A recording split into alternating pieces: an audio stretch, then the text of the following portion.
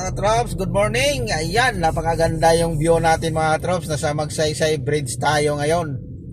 Kita nyo naman mga katrops, oh. Napakaganda ng ulap.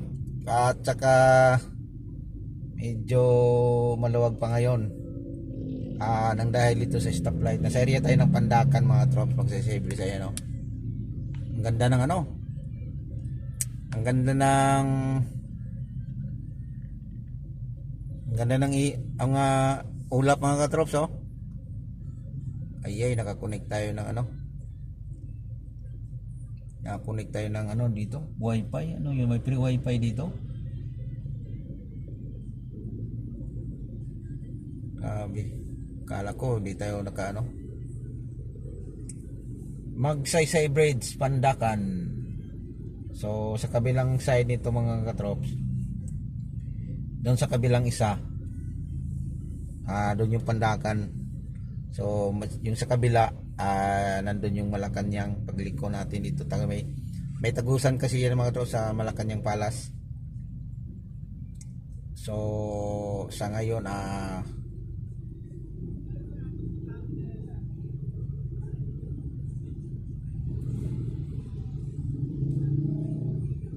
Bantinabay,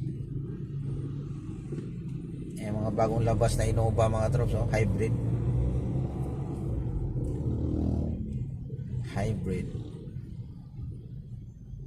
Ito pala sinasabi nilang captain seat, walang ano sa gitna.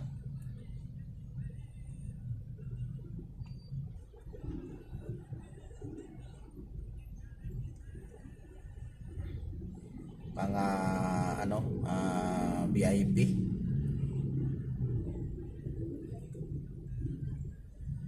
Pag VIP mga drops.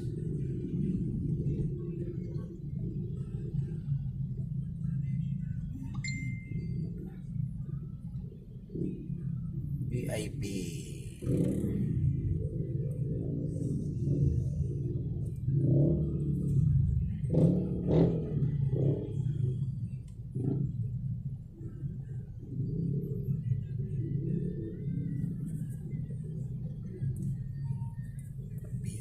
VIP. Dito din mga katrops, sa Magsaysay Bridge mga katrops, mayroon ding mga huli dito. Pagdating dun sa may stoplight, kasi ang pagbaba nito mga katrops ay stoplight na, tapos pag kumanan ka, papunta na yun ng UN. Yun, pabalik na yun. Pag kumaliwa ka, yun, dito papunta na yun ng ano, sawag nila Pandakan. So tayo, dumiritso tayo. So dito mga trops, ulitin ko mga trops, kung liliko ka, dito ka sa pinakagilid. Yan yung may ano, yung may mirage na kita niyo mga trops, yan. Yan yung mirage na yan, yung mirage, yan. Diyan ka pipisto pag luliko ka pagdating doon sa may stoplight. Kasi wag kang pipisto dito sa ano mga trops, sa pangalawa, yung dinadaanan ko. Kung liliko ka. So dapat kung liliko ka, dito kasi pinakagilid. Kasi kung dito ka sa pinakagilid, yung mirage na yan, pagdating mo doon sa dulo ng stoplight, pag dumiritso ka, yan, sigurado yan mga katrops, may manghuli dyan. Mamaya mga papakita ko sa inyo. Ayan, so di ba naka-stop tayo dito sa kabila, tuloy-tuloy. Kasi paliko kasi yan mga katrops eh. Sa mga hindi lang nakakaalam. Kung dito ka sa gilid, sa di pa nakakaalam, siyempre dito kasi pinakagilid kasi tuloy-tuloy yun. Tapos pagdating doon pala sa dulo, hihinto ka kasi padiretso ka, maghintay ka pa ng go. Yung iba doon sa likod mo magbubusina. Kasi paliko yun. Ikaw hindi mo alam. So mag-stop ka doon, maghintay ka ng go. Pag go doon, nandito ka na sa gilid na area, huhuliin ka. Yun. So maganda to sa mga hindi pa kabisado ng lugar. Ayan. So refresh na lang ito mga trops. Inulit-ulit ko lang para mapadaan to sa ano nyo.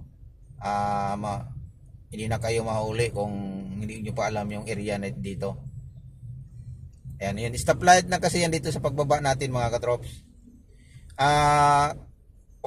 Kadalasan talaga mga trops, mayroon talagang nag-aabang doon sa unahan.